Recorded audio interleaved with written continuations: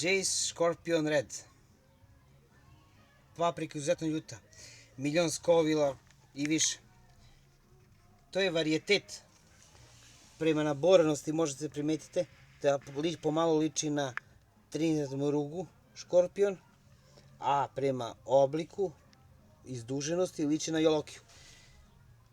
To je u stvari varijetet između jolokije crvene, znači Ghost nage jolokije crvene, i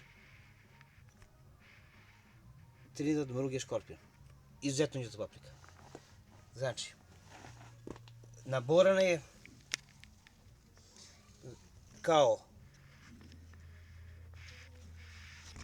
moruga, izdužena kao jolokija i ima taj takozvani Scorpion, ima taj škorpionov rep, kraj, završetak.